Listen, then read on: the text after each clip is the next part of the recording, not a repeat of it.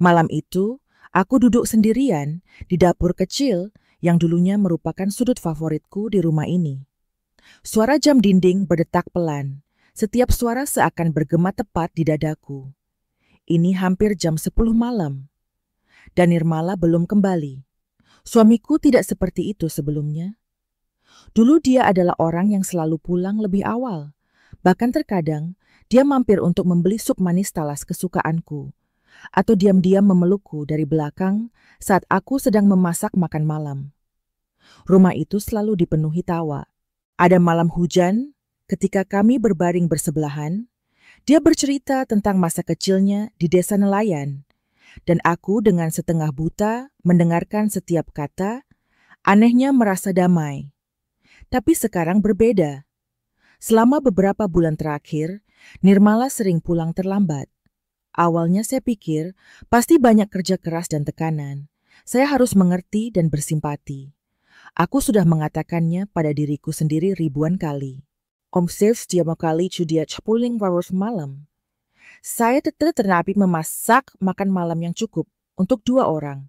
Meski saya tahu, saya mungkin harus menyiapkannya sendiri lagi. Saya khawatir jika Anda tidak melakukan hal itu, Anda akan menyadari bahwa rumah bukan lagi tempat untuk kembali. Aneh sekali. Cinta itu seperti lampu. Saat masih terang, kita tidak memperhatikan cahaya itu. Namun ketika kegelapan mulai memudar, kita menyadari bahwa kegelapan perlahan mulai masuk.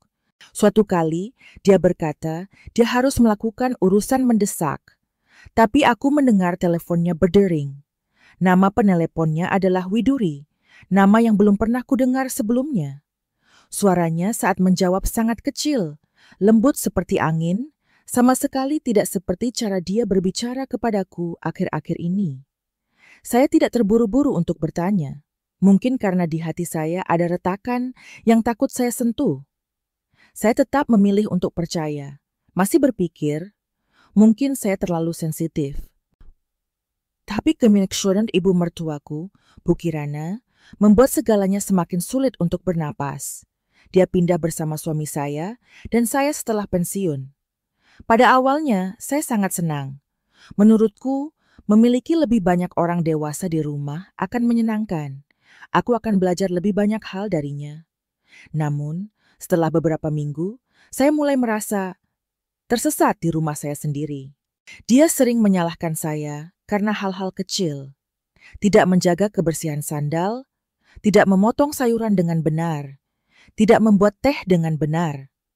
Namun yang paling menyakitkan bagiku adalah setiap Nirmala pulang larut malam. Bu selalu membela Anda sepenuhnya. Laki-laki bekerja keras, apa yang membuat cemberut? Mereka keluar untuk mencari uang. Mereka tidak keluar dan bermain. Jadi kamu bertingkah seolah-olah kamu kehilangan sesuatu? Dia memberitahuku dengan tatapan mencela. Saya tidak tahu harus berarti kata apa. Karena kalau aku keberatan, dia akan bilang aku tidak sopan. Kalau aku diam saja, kata-kata itu ibarat pisau kecil, sedikit demi sedikit menusuk harga diriku. Suatu ketika, saya menabung beras untuk Nirmala seperti setiap hari. Tapi ketika dia kembali, dia bilang dia sudah makan. Aku diam-diam membersihkan tanpa mengatakan apapun. Ibu mertua menatapku dan mencibir. Wening, kalau kamu tidak pintar, dia akan bosan denganmu. Wanita sekarang harus tahu bagaimana menyenangkan suaminya, bukan menunggu suaminya menyenangkannya. Aku berbalik, takut dia melihat mataku mulai basah. Sejak kapan aku, wanita yang dulunya kuat, mandiri, dan selalu bangga dengan keluarganya, menjadi seorang takut untuk berbicara di dapur saya sendiri, takut pada mata suaminya, dan aku takut akan kesunyian saat aku sendirian dengan sumpitku. Saya ingat hari-hari ketika saya masih bekerja, masih senggang, dan masih memimpikan sebuah rumah. Saat itu, saya berpikir, selama 2 orang saling mencintai, mengatasi segalanya akan mudah. Tapi tidak ada yang memberitahuku bahwa ketika hanya 1 orang yang berusaha menjaga agar api tetap menyala, cepat atau lambat apinya akan padam. Seseorang pernah bertanya kepada saya, Mengapa Anda tidak bertanya langsung? Mengapa Anda tidak menjelaskan semuanya? Saya mencoba. Tapi setiap kali aku menyarankannya, Nirmala selalu membentak. Kamu selalu menebak-nebak. Aku capek kerja dan tidak bisa pulang dengan tenang. Setelah saat-saat seperti itu, aku menyalahkan diriku sendiri dan kemudian diam-diam menarik diri. Itu hal yang paling menakutkan. Ketika Anda memulai meragukan perasaanmu sendiri, mulai berpikir, mungkin aku memang salah. Tapi tahukah Anda, ada satu hal yang saya pelajari dari hari-hari suram itu. Perasaanku nyata. Firasat seorang istri tidak pernah sepenuhnya salah. Saudara jika Anda asakur merasa aspenterwas dalam suatu hubungan, maka Anda nomor-nomornya tidak berada di dalamnya lagi. Saya tidak mengatakan hal ini untuk mengeluh, tetapi agar mereka yang mengalami hal yang sama memahami Anda tidak sendirian. Wanita seperti kita, meski lembut dan lemah lembut, juga berhak untuk dicintai dengan semestinya. Berhak mendengar kata-kata, kamu sudah bekerja keras, daripada celaan dingin. Dan jika suatu saat Anda tidak lagi mendengarnya, jangan mengurung diri Anda dalam sangkata kasat mata yang disebut penderitaan. Hari itu, aku duduk di teras depan. Angin bertiup lembut menerpa rambutku. Saya tidak menangis. Tanyakan saja pada diri sendiri. Apakah rumah ini masih menjadi rumah, padahal hanya saya yang berusaha mempertahankannya? Saya belum punya jawabannya. Namun di dalam homostian nih saya nyaraya mulai mempunyai pertanyaan lain, lebih kuat, lebih sadar. Jika Anda tidak bisa menjaga kedamaian Anda sendiri, lalu siapa yang bisa? Dan menurutku, saat itulah segalanya mulai berubah. Pagi itu, aku bangun lebih awal dari biasanya. Bukan karena ada sesuatu yang penting, tapi karena aku tidak bisa tidur semalaman. Ada kegelisahan yang masih melekat di hati saya. Seperti saat Anda mengetahui sesuatu yang buruk akan terjadi, namun tidak dapat menyebutkannya. Aku membuat secangkir teh jahe untuk diriku sendiri. Duduk di teras, mencoba bernapas perlahan, berharap bisa tenang. Saya menyalakan ponsel saya seperti biasa setiap pagi. Mendapat pesan dari itu, sahabatku semasa kuliah, yang sudah menonton sejak aku dan Nirmala, dan berjalan bergandengan tangan setiap sore akhir pekan, hingga saya mengesampingkan pekerjaan untuk menjadi istri penuh waktu. Pesannya hanya berupa beberapa kata. Wening. Kamu harus melihat ini. Tangan saya sedikit gemetar ketika saya mengklik untuk membuka file terlampir. Sebuah foto. Sangat jelas. Dalam foto tersebut, Nirmala, suamiku, sedang menggandeng tangan seorang gadis muda aneh yang berjalan berdampingan di pantai. Tempat itu tidak salah lagi, itu adalah pantai selatan. Tempat yang kami kunjungi pada ulang tahun pernikahan kami yang ketiga. Dulu aku berpikir, selama aku melewati gelombang itu bersamamu, semua badai lain di dunia tidaklah menakutkan. Aku natap foto itu, berharap ada yang tidak beres. Mungkinkah orang seperti Nirmala mungkin tahu salah lihat? Tapi semakin aku melihatnya, semakin aku tidak bisa menyangkalnya. Gesturnya, cara dia memiringkan kepalanya ke arah wanita itu, senyuman itu, semuanya milik suamiku. Tidak salah lagi. Lalu, yang membuatku mati, rasa bukanlah wanita di sebelahnya. Itu adalah orang yang berdiri di belakang mereka, menatap mereka berdua dengan senyuman setuju. Itu saja Kirana, ibu mertuaku. Dalam sekejap, semua yang ada di kepalaku hancur. Entah apa yang membuat hatiku lebih sakit. Pengkhianatan suamiku, atau bantuan orang yang pernah kusebut ibu. Aku ingin berteriak, ingin menelpon Nirmala, menanyakan alasannya. Tapi alih-alih melakukan itu, saya hanya duduk di sana. Mata masih terpaku pada foto itu. Hanya ada satu pertanyaan yang berulang di benak saya. Kenapa ibu? Ibu tahu, tapi tetap diam. Masih makan bersamaku seolah tidak terjadi apa-apa. SMS kedua, tahu datang beberapa menit kemudian, seperti tikaman pisau lagi. Ada juga videonya. Kalau sudah cukup tenang, silakan tonton. Saya tidak yakin saya cukup tenang, tapi saya tetap mengklik untuk menonton. Layar menampilkan gambar yang familiar. Sebuah kafe tepi pantai. Nirmala dan nama gadis itu, Widuri. Duduk bersebelahan, tangan saling berpegangan, seperti pasangan yang sudah lama saling mencintai. Dia memiringkan kepalanya untuk membisikkan sesuatu di telinganya, dan dia terkikik. Adegan yang seharusnya saya alami jika semuanya masih sama. Dan kemudian suara ibu mertua terdengar di video dengan jelas mengucapkan setiap kata, "Kamu sangat cantik. Menurutku Nirmala lebih cocok untukmu." Rasanya dadaku seperti dipukul keras oleh seseorang.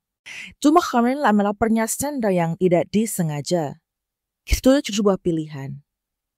Ibu mertuaku memilih memihak wanita asing dibandingkan menantu perempuannya yang tinggal bersamanya di bawah satu atap dan memasak untuknya setiap hari. Saya tidak tahu berapa lama saya duduk di sana. Ponsel itu masih di tanganku. Tanganku terasa dingin. Saya merasa seperti baru saja berjalan melewati sebuah pintu. Dari dunia di mana saya yakin saya dicintai, ke tempat di mana kepercayaan diinjak-injak tanpa ampun. Namun anehnya, pada saat itu saya tidak menangis. Tidak ada satupun air mata yang jatuh. Sebaliknya, ada aliran udara panas yang keluar dari dada. Bukan kemarahan, tapi tekad yang tenang. Saya tidak bisa terus hidup seperti ini.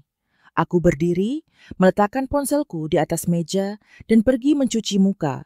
Melihat ke cermin, saya melihat seorang wanita dengan mata merah, tetapi tatapannya sangat tajam. Saya bukan lagi Wening kemarin. Wanita itu selalu sabar, selalu berusaha mengerti, selalu menunggu kepulangan suaminya. Saya Wening, seseorang yang dikhianati sekaligus dihina.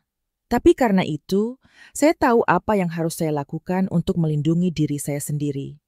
Tahukah kamu, dalam sebuah hubungan, jika kamu selalu menjadi penjaganya, selalu menjadi orang yang bertahan, maka cepat atau lambat tali itu akan mengencangkan hatimu sampai pada titik tercekik. Cinta sejati tidak membuatmu meragukan diri sendiri, tidak memaksamu untuk diam saat hatimu sakit. Saya mulai merencanakan, bukan untuk membalas, bukan untuk membuat keributan, tapi untuk menyelamatkan diriku sendiri. Karena saya mengerti, pengkhianatan tidak hanya menghilangkan cinta, itu juga ingin menghilangkan nilai Anda, kepercayaan yang Anda miliki pada diri sendiri, dan aku tidak akan membiarkan hal itu terjadi. Sore itu, saat Kirana meneleponku dari ruang tamu, suaranya tetap merdu. "Wening, tolong buatkan aku secangkir teh, aku sedikit lelah." Saya masih melakukannya seperti biasa.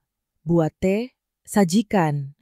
Tapi kali ini, saat aku meletakkan gelas di atas meja, aku menatap langsung ke matanya dan tersenyum. "Teh hari ini agak pahit, Bu. Tapi pahit sekali, lebih baik daripada manis selamanya dalam kebohongan." Dia menatapku dengan tatapan kosong, tidak mengerti. Saya tidak menjelaskannya. Dengan kata-kata. Arti jawabannya, kami akan menyimpannya untuk dibuktikan dengan tindakan. Dan saya siap. Kenyataan hari ini memang menyakitkan, namun menyadarkanku dari mimpi indah yang telah berlangsung terlalu lama. Dan terkadang, Anda membutuhkan tamparan dari kehidupan untuk mengetahui bahwa Anda pantas mendapatkan sesuatu yang lebih baik. Dulu aku berpikir bahwa air mata adalah cara untuk menenangkan hatiku. Otawa saat kalian semalam terforwarding semua karang di chart ombak tidur sambil memegang ponsel dengan video yang masih terbuka, saya menyadari satu hal. Air mata tidak mengubah apapun. Itu tidak membuat orang kembali. Jangan membuat siapapun merasa menyesal. Dan itu tidak akan menyembuhkan hatiku.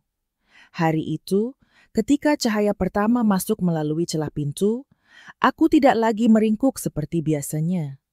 Aku duduk, mencuci muka, menyisir rambut, membuatkan secangkir teh jahe untuk diriku sendiri. Dan, itu diam waktu yang lama.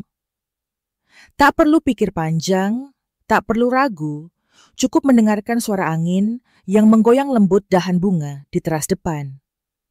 Untuk pertama kalinya, setelah hari yang panjang dan melelahkan, anehnya hatiku terasa tenang. Saya tahu Keadaan tidak bisa terus berlanjut seperti ini. Saya tidak bisa hidup dengan seseorang yang mengkhianati saya dengan tatapan penuh kasih sayang kepada orang lain. Lebih tidak mungkin lagi menyebut keluarga sebagai tempat di mana ibu mertuaku, Kirana, memandang rendah diriku seolah-olah aku hanyalah bayangan di rumah ini. Tapi saya juga tahu bahwa saya tidak boleh terburu-buru. Jika saya membuat keributan, mereka akan kembali berperan sebagai korban. Mereka akan mengatakan saya terlalu cemburu, terlalu egois, atau tidak masuk akal. Saya butuh rencana, sebuah perjalanan baru, bukan untuk pembalasan, tapi untuk mendapatkan diriku kembali. Saya mulai mencuri yang menjadi milik saya. Aset, rekening, dokumen real estate, hal-hal yang tampaknya tidak penting ketika saya masih percaya bahwa suami dan istri adalah milik bersama. Saya menghubungi seorang teman lama yang pernah bekerja sebagai pengacara. Dia mendengarkan saya lama sekali melalui telepon, tanpa menghakimi, tanpa interupsi, hanya mengucapkan satu kalimat lembut. Wening, kamu masih wanita kuat yang kukenal. Sekaranglah waktunya melindungi dirimu dengan segenap kewarasanmu. Aku mengangguk, meskipun air mata mulai mengalir saat itu. Bukan karena kelemahan, tapi karena setelah berbulan-bulan kesepian, akhirnya ada yang memanggilku kuat tanpa ironi atau sarkasme. Saya mulai membersihkan setiap sudut rumah, bukan membersihkan untuk disimpan, tetapi membersihkan untuk melepaskan. Aku mengumpulkan oleh-oleh dari Nirmala. Sapu tangan yang pernah ia berikan padaku, foto kami bersama yang digantung di kepala tempat tidur, dan sepasang cincin kawin di laci kecil. Saya memasukkannya ke dalam kotak, bukan untuk dibuang, tapi untuk tetap tertinggal dalam hidupku. Pada malam hari, aku berbaring di tempat tidur, tidak lagi memikirkan saat-saat dia pulang larut malam atau kata-kata tajam ibu mertuaku. Saya memikirkan masa depan saya. Kembali ke tempat di mana tidak ada seorang pun yang membuatku merasa rendah diri. Di mana aku bisa bernafas lega tanpa takut dihakimi, hanya karena perasaanku yang sebenarnya. Keesokan harinya, saya pergi ke bank dan membuka rekening terpisah. Uangnya tidak banyak, tapi itu milikku. Anehnya, aku merasa lega, seolah aku baru saja menemukan bagian diriku yang terlupakan di suatu tempat, di antara tumpukan mangkuk dan sumpit di dapur. Saya juga kembali menulis, sesuatu yang saya sukai sebelum menikah. Halaman-halaman kosong itu memeluk emosiku seperti seorang teman lama yang kutemui setelah sekian lama. Saya tidak menulis untuk dibaca siapapun. Saya menulis untuk diri saya sendiri. Setiap kata adalah langkah kecil untuk membantuku keluar dari rawa kepedihan. Anehnya, ketika Anda mulai melakukan sesuatu untuk diri sendiri, Anda akan menyadari bahwa Anda tidak lagi selemah yang Anda bayangkan. Saya cuma menyadari bahwa keberanian bukanlah berteriak atau menghancurkan. Keberanian adalah ketika kamu berani berdiri sendiri tanpa rasa takut. Adalah ketika kamu berani memulai lagi dari awal dengan hati yang hancur. Beberapa hari kemudian, ketika Nirmala pulang dan bertanya, "Mengapa kamu terlihat sangat berbeda akhir-akhir ini?" Saya hanya tertawa. Senyuman yang tak lagi memohon, tak lagi menyalahkan. Hanya seorang wanita yang mengerti bahwa tidak ada yang bohongin menyelamatkannya, kecuali dirinya sendiri. Ibu mertuaku, Kirana, masih tetap menjaga tatapan tajamnya seperti biasa. Tapi sekarang, saat dia mengatakan sesuatu yang kasar, aku tidak lagi merasa kecil. Saya tidak lagi membutuhkan persetujuannya. Aku hanya perlu diriku sendiri untuk melihat secukupnya. Aku tahu akan tiba saatnya aku meninggalkan rumah ini. Tapi tidak dengan tergesa-gesa atau marah. Sami connection program dengan kengirek yang kokoh, martabat senior yang utuh, dan rencana yang dipersiapkan dengan cermat. Karena aku mengerti, orang yang menyakitiku selalu berpikir bahwa aku akan bertahan selamanya. Mereka lupa. Wanita bisa bertahan dengan tenang, tapi mereka juga bisa diam-diam pergi dan tidak pernah menoleh ke belakang. Saya tidak tahu apa yang ada di depan, tapi saya tahu, saya siap. Saya bukan lagi wanita yang menunggu di depan pintu setiap malam. Hui Wening, seseorang yang mengetahui bahwa air mata mungkin akan jatuh, namun juga mengetahui cara mengeringkannya dan berdiri dengan bangga. Karena ada hal-hal yang tidak dapat kita ubah. Namun bagaimana kita bangkit setelah terjatuh selalu ada di tangan kita. Saya tidak pernah berpikir bahwa suatu hari saya akan berdiri di tengah-tengah pesta pernikahan, bukan sebagai pengantin atau sebagai tamu yang gembira, tapi orang yang membeberkan segalanya. Setiap kebohongan, semua palsu. Semua peran telah mereka ciptakan seiring berjalannya waktu. Pagi itu, langit cerah. Matahari terbit lebih awal, tanpa awan. Hari yang indah untuk kebenaran terungkap. Aku berdiri di depan cermin, mengenakan gaun hitam sederhana dan elegan. Tanpa repot, tanpa embel-embel. Namun setiap detailnya saya pilih dengan cermat, seolah-olah saya sedang mempersiapkan penampilan saya sendiri. Cermin itu mencerminkan seorang wanita yang tidak lagi terluka, tidak lagi gemetar karena perbuatan suami dan ibu mertuanya. Itu adalah seorang wanita yang mengalami rasa sakit dan keluar dengan punggung tegak dan kepala terangkat tinggi. Saya tiba di tempat pesta lebih awal dari yang direncanakan.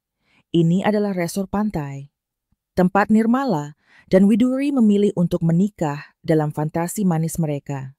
Onsbaumstrasse, Kirana, juga datang lebih awal, sibuk merapikan pakaiannya, memberikan instruksi kepada staf, dan tersenyum tanpa henti. Melihatnya, aku tidak merasa marah lagi, hanya merasa menyedihkan. Melihatku masuk, dia tersenyum penuh arti. Wening, kamu akhirnya sampai di sini. Aku tahu kamu akan mengerti. Bagaimanapun juga, wanita yang cerdas adalah wanita yang tahu bagaimana melepaskan pada saat yang tepat. Aku tersenyum, tidak menjawab. Mereka mengira saya datang untuk menyerah. Saya datang dengan tangan kosong hari ini. Saya sudah menyiapkan segalanya. Dari menyewa teknisi audio, hingga mengirim file video melalui 3 jalur berbeda, jika terjadi kesalahan masih ada jalan keluarnya. Saya tidak melakukan ini karena saya ingin menghancurkan siapapun. Saya hanya ingin memberitahu semua orang apa yang sebenarnya. Pesta dimulai pukul 4 sore. Sejumlah besar tamu telah tiba, kerabat kedua belah pihak, sahabat, kolega, bahkan atasan Nirmala, semuanya hadir. Di atas panggung, pasangan baru itu berdiri bergandengan tangan, mata mereka berbinar seolah memasuki mimpi. MC memegang mikrofon dan suaranya yang bersemangat terdengar. Mari kita ucapkan selamat kepada pasangan paling bahagia hari ini, Pak Nirmala dan Bu Widuri, karena telah menemukan satu sama lain di tengah lautan manusia yang luas. Dan saat itulah saya melangkah. Saya tidak perlu berdesak-desakan. Anina alamerli tawa berburu-buru. Semua mata tertuju padaku. Aku tersenyum lembut, mengulurkan tanganku untuk mengambil mikrofon. Izinkan saya menyampaikan beberapa patah kata sebelum pesta menyenangkan ini berlanjut. Nirmala tampak terkejut, namun tetap berusaha tampil tenang. Kirana menatapku, matanya waspada seolah dia mendapat firasat, ada sesuatu yang tidak beres. Widuri, dia menghindari mataku. Aku berbalik ke arah auditorium, memandangi setiap wajah, dan saya mulai. Saya Wening, istri sah dari pengantin pria hari ini. Dan saya ingin berbagi video dengan Anda sebagai hadiah pernikahan yang tulus. Saya mengangguk ke arah teknisi yang sudah berdiri di belakang panggung. Dalam sepersekian detik, layar besar di belakang panggung menyala. Suasana di dalam ruangan berangsur-angsur mengendur. Muncul video. Nirmala dan Widuri saling berpelukan di sebuah kafe, berbincang dan tertawa mesra. Disusul gambar mereka berpegangan tangan di tepi pantai, dengan Kirana tersenyum bahagia di samping mereka. Bisikan mulai bergema di seluruh auditorium, tapi bukan itu saja. Video berikutnya terdengar suara yang diambil dari percakapan Nirmala dengan temannya. Suaranya seringan udara. Saya hanya perlu menjaga Wening sampai semua dokumen ditransfer. Dia lembut dan santai, dan semua uang ada di namanya. Widuri hanya tipeku. Aku berbalik untuk melihat mereka. Widuri pucat pasi, Kirana mematung, Nirmala melangkah maju meraih mikrofon. Tapi aku melangkah mundur, menjaga suaraku tetap tenang. Tolong biarkan aku menyelesaikannya. Saya mengeluarkan sebuah amplop. Ini surat cerai. Aku menandatanganinya. Dan aku juga mengalihkan semua aset atas namaku sendiri. Rumah, perusahaan, rekening. Kamu tidak akan punya apa-apa lagi setelah hari ini. Karena semua yang kamu miliki dibangun oleh seorang istri yang percaya padamu tanpa syarat. Terjadi keheningan sesaat. Lalu tepuk tangan terdengar. Bukan dari saya. Tapi dari seorang wanita tua di barisan depan. Lalu ada suara-suara lain sekaligus. Mereka tidak bertepuk tangan karena mereka sombong. Mereka bertepuk tangan karena saya berani berdiri. Saya mengembalikan mikrofon ke MC. Terima kasih semuanya telah datang ke pesta pernikahan. Tapi pengantin pria lupa mengumumkan bahwa dia masih menikah. Aku berbalik dan berjalan dalam diam. Langkahku ringan, seolah tak pernah memikul rasa sakit apapun di pundakku. Di belakangku, keadaan mulai kacau. Nirmala berteriak keras. Widuri menangis, kiranya ditolak oleh kerabatnya. Tapi saya tidak melihat ke belakang. Saya tidak perlu melihat kematian mereka. Karena bagiku, kemenangan sejati adalah ketika kamu tidak lagi terikat dengan orang-orang yang membuatmu kehilangan dirimu sendiri. Aku melangkah keluar dan menarik napas dalam-dalam. Angin laut hari ini lebih asin dari biasanya, tapi anehnya juga segar. Saya tersenyum untuk pertama kalinya dalam beberapa bulan.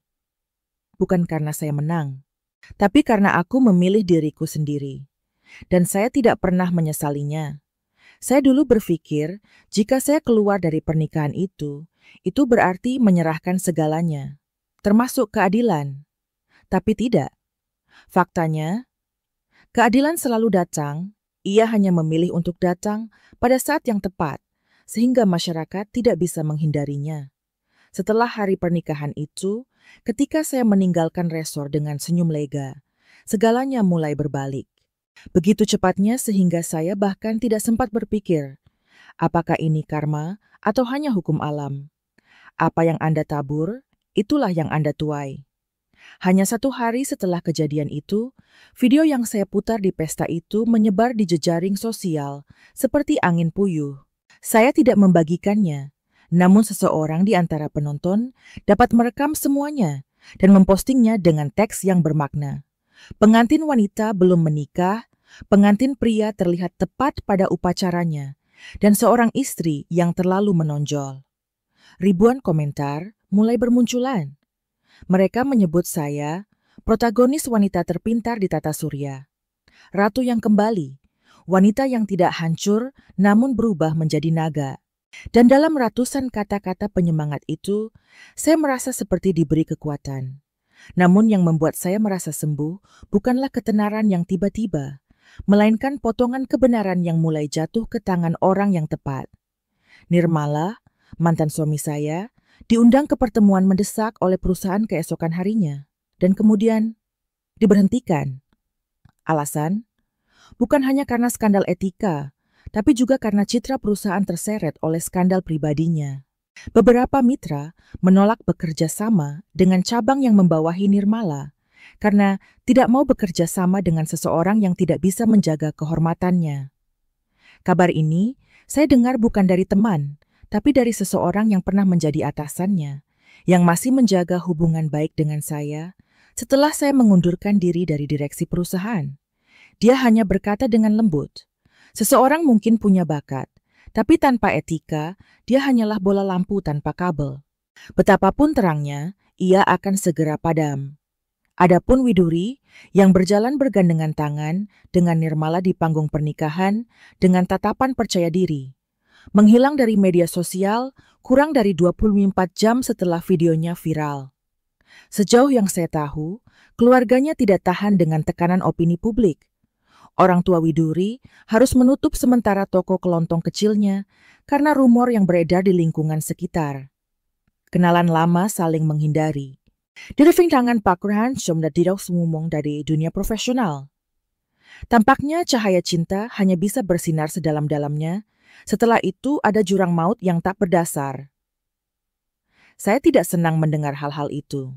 Sebenarnya, saya tidak sombong, aku hanya merasa lega. Karena ada beberapa hal, Anda tidak perlu melakukan apapun. Waktu dan kebenaran akan mengurus sisanya. Adapun Kirana, mantan ibu mertua saya, dia hampir ditolak oleh seluruh keluarganya. Nenek ex-nenek kurang dulunya, dia sudah mengantam semabangga semangat pamer. Kan antang ada lagi yang awal stok yang cuma di samping mereka.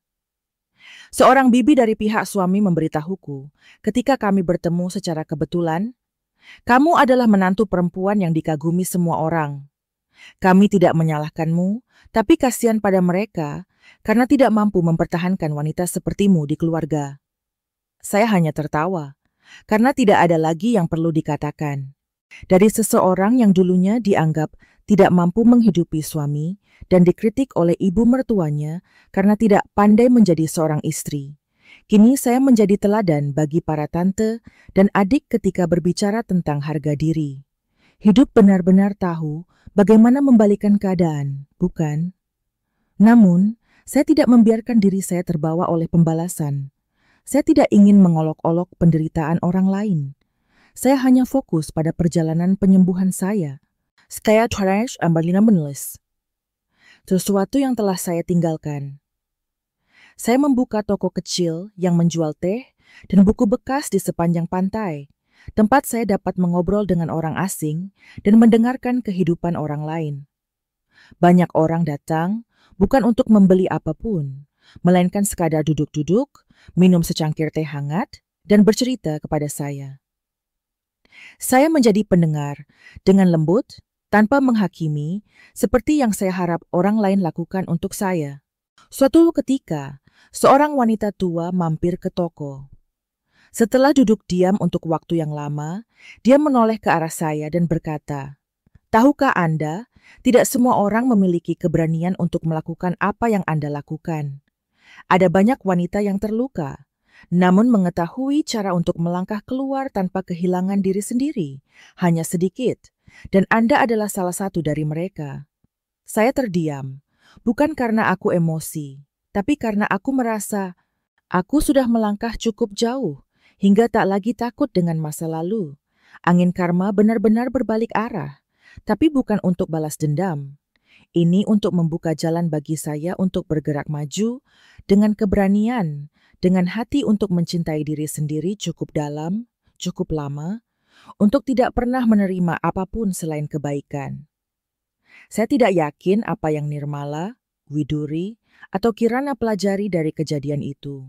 Namun saya tahu, saya telah belajar untuk berdiri, bukan dengan kebencian, namun dengan harga diri. Dan sampai sekarang, saya masih percaya pada satu hal, itu setiap orang harus bertanggung jawab atas apa yang dipilihnya. Tapi Anda, orang yang mendengarkan cerita ini, ingatlah, Anda punya hak untuk memilih lagi. Pilih dirimu sendiri, pilih perdamaian, dan angin. Pada akhirnya akan bertiup ke arah yang pantas Anda dapatkan. Pagi-pagi sekali, saya membuka toko. Uap garam dari laut bercampur dengan aroma teh yang baru diseduh. Sinar matahari yang lembut menyinari kusen pintu kayu, berkilau seolah mengingatkanku. Hari ini adalah hari yang indah. Aku meletakkan tanganku di dada, menarik napas dalam-dalam, lalu menghembuskannya perlahan. Anehnya damai di hatiku. Sudah lebih dari 3 bulan sejak hari itu. Hari di mana aku mengakhiri pernikahan yang sepertinya tidak ada jalan keluarnya. Sekarang, saya tinggal sendirian di sebuah rumah kecil yang menghadap ke laut. Tidak ada lagi omelan, tidak ada lagi kata-kata sindiran dari ibu mertua, tidak ada lagi perasaan berat setiap kali berjalan ke dapur dan tidak tahu apakah suami akan pulang untuk makan atau tidak. Saya tidak berpikir saya akan jatuh cinta dengan hidup sendirian secepat ini. Namun ternyata ketika Anda tidak lagi harus hidup dalam rasa takut, dibandingkan, dihakimi, atau ditinggalkan, Anda akan menyadari kebebasan adalah sesuatu yang layak untuk dijalani. Saya memberi nama toko itu Rumah Angin. Itu karena angin di sini istimewa, lembut, tidak berisik, tetapi cukup untuk menerbangkan barang-barang lama. Sama seperti saya, tidak ada lagi kebisingan. Saya tidak lagi membutuhkan siapapun untuk memahami saya. Tapi aku tahu dengan jelas siapa diriku dan apa yang membuatku bahagia. Setiap pagi, saya membuat teh, menyiapkan kue kecil, dan menyalakan musik jazz ringan. Kemudian buka pintunya dan tunggu tamu mampir. Kadang-kadang, seorang pelajar datang untuk belajar. Di hari lain, seorang pelukis tua datang untuk melihat laut. Beberapa orang datang hanya untuk duduk tenang, minum secangkir teh, lalu pergi. Saya tidak bertanya mengapa mereka datang. Tapi aku mengerti. Enya pering oboshorsh, tempat untuk berspo. Domestung saya sedang bersoal menciptakan tempat seperti itu. Kadang-kadang, beberapa orang mengenali saya dari video lama. Mereka dengan malu-malu bertanya, "Apakah kamu?" Saya hanya tersenyum dulu, karena aku tidak ingin mereka mengingatku sebagai orang yang dikhianati. Saya ingin mereka melihat saya sebagai seseorang yang telah keluar dari luka dan terus hidup dengan lebih cemerlang. Terus saya berdua sendirian menulis. Saya tidak menulis untuk mencetak buku. Saya menulis agar saya tidak lupa. Saya kesakitan, tetapi saya tidak putus asa.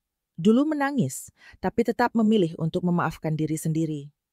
Kata-kata tersebut merupakan pengingat bahwa saya tidak membutuhkan siapapun untuk menyelamatkan saya, karena pada akhirnya, saya melakukannya sendiri. Suatu hari, seorang gadis muda datang ke toko, berusia sekitar 20 tahun. Matanya merah. Dia cek di sudut mejanya kecil, menatapku dan berkata, "Aku putus dengan kekasihku. Rasanya seluruh dunia mengabaikanku." Saya menuangkan teh untuknya, lalu bercerita tentang diri saya. Tidak terlalu banyak, cukup agar dia mengerti. Perasaan ditinggalkan itu nyata, tetapi tidak bertahan selamanya. Lalu suatu hari, Anda duduk dan minum teh sendirian dan merasa, "Ya, saya baik-baik saja." Dia tersenyum di balik air matanya dan memegang tanganku. "Aku berharap menjadi sekuat kamu di masa depan." Saya menatap matanya dan dengan jujur berkata, "Kamu tidak perlu menunggu sampai nanti. Kamu sudah kuat, karena kamu berani menyakiti dan berani duduk di sini menghadapi rasa sakit itu." Dulu saya berpikir bahwa meninggalkan pernikahan adalah sebuah kegagalan. Tapi tidak sekarang. Meninggalkan tempat yang membuatmu kehilangan nilai adalah sebuah keberanian. Meninggalkan orang yang selalu menyakitimu adalah kemenangan. Dari Afghans, kamu sungder, karena bosnya tinggal terlalu lama, terus awal aja talok Hollander kulit. Tapi juga yang terindah. Hidup sekarang tidak mewah atau berisik, tapi saya mensyukurin setiap momennya. Di pagi hari, ada sinar matahari melalui jendela. Siang hari tercium aroma teh dan suara angin. Di malam hari ada lampu kuning, buku tua, dan hati seringan awan. Saya tidak membutuhkan siapapun di sisi saya untuk membuktikan nilai saya lagi. Saya tidak ingin lagi menjadi istri yang baik atau menantu teladan. Beliau Honi Angjin menasihati Wening, seorang wanita yang pernah patah hati, namun kini disembuhkan dengan cinta yang dia miliki untuk dirinya sendiri. Jika kamu sedang mendengarkan cerita ini dan berada di persimpangan jalan, bingung, karena tidak tahu harus melepaskan atau mempertahankan, ingatlah ini. Jika tempat yang kamu pertahankan bukan lagi tempat yang membuatmu merasa seperti dirimu sendiri, maka kamu berhak untuk menjauh. Anda tidak egois ketika memilih diri sendiri. Anda jenakas alas untuk bersemangat. Dan jika Anda masih mempunyai keberanian untuk mencintai diri sendiri lagi, maka Anda telah menang, bahkan jika seluruh dunia menganggap Anda kalah. Bagi saya, kebebasan bukanlah tidak adanya tanggung jawab atau batasan. Kebebasan adalah bangun setiap hari dan tidak harus bertindak. Tidak perlu menyembunyikan air mata, jangan mengecilkan diri untuk menyenangkan orang lain. Saya hanya perlu menjadi diri saya sendiri, sesederhana itu.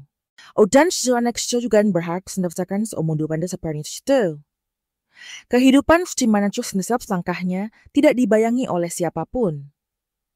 Kehidupan di mana Anda dapat mengangkat kepala, melihat ke depan, dan tersenyum tanpa harus membuktikan apapun kepada siapapun.